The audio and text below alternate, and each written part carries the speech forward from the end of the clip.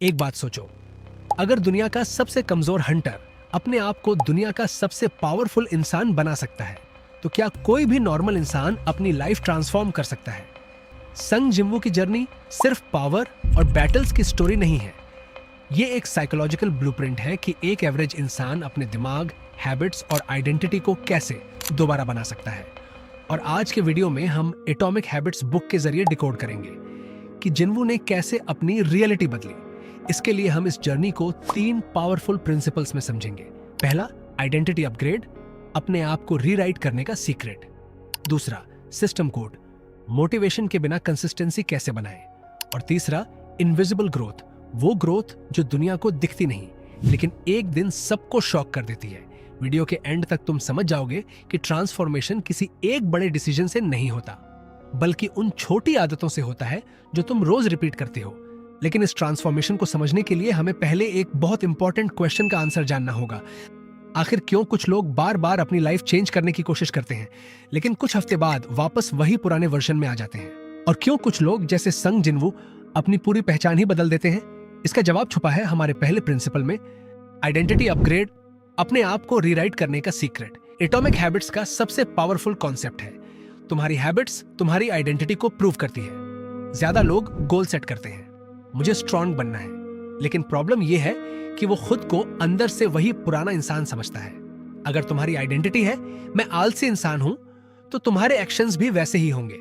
लेकिन अगर आइडेंटिटी बदल जाए, मैं वो इंसान हूं जो अपने प्रॉमिसेस नहीं तोड़ता, तो तुम्हारे डिसीजंस ऑटोमेटिकली चेंज होने लगते हैं। संग जिन्वू इसका परफेक्ट एग्जांपल है।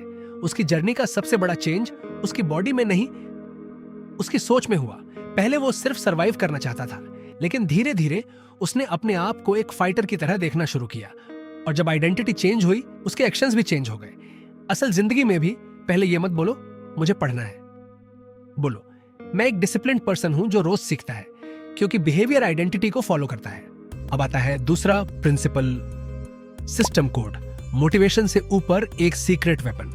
मोटिवेशन एक ट्रैप है। हम अक्सर सोचते हैं सक्सेसफुल लोग हमेशा मोटिवेटेड रहते हैं, लेकिन रियलिटी ऑपोजिट है। मोटिवेशन एक इमोशन है, कभी हाई होता है कभी जीरो।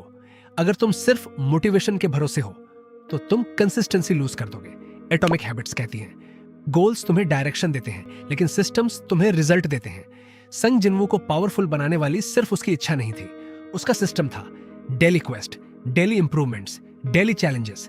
उसने ये नहीं सोचा एक दिन मैं स्ट्रॉन्गेस्ट बनूंगा, उसने बस ये फॉलो किया, आज का टास्क पूरा करना है। और यही साइकोलॉजी रियल लाइफ में भी काम करती है। अगर तुम्हारा गोल है 10 किलो वेट लूज करना, तो सिर्फ वेट पर फोकस मत करो, सिस्टम बनाओ। रोज walk, better food choices, fixed routine, क्योंकि विनर्स गोल नहीं चेस करते, वो सिस्टम फॉलो करते हैं। एंड फाइनली तीसरा प्रिंसिपल, इनविजिबल ग्रोथ इफेक्ट। जब प्रोग्रेस दिखती नहीं पर बन रही होती है। सबसे डेंजरस चीज क्या है? ऐसी प्रोग्रेस जो दिखाई नहीं देती। एटॉमिक हैबिट्स में इसे कहते हैं the plateau of latent potential.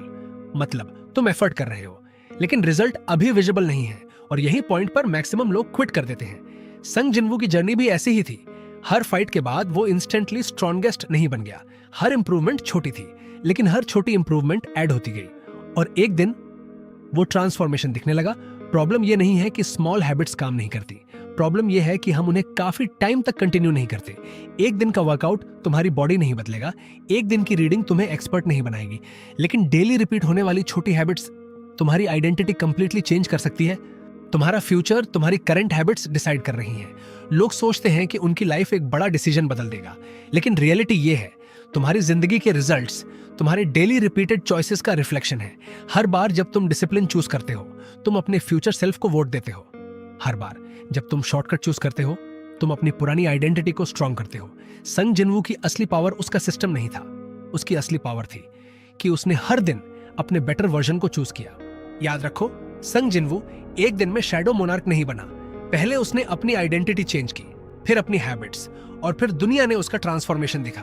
तुम्हें अपनी पूरी लाइफ एक दिन में चेंज करने की जरूरत नहीं है। बस एक सवाल पूछो, जो हैबिट्स मैं आज रिपीट कर रहा हूं, क्या वो मुझे उस इंसान के करीब ले जा रही है जो मैं बनना चाहता हूं? क्योंकि फ्यूचर तुम्हारे बड़े डिसीजंस नहीं, तुम्हारे छोटी डेली हैबिट्स से बन रहा है।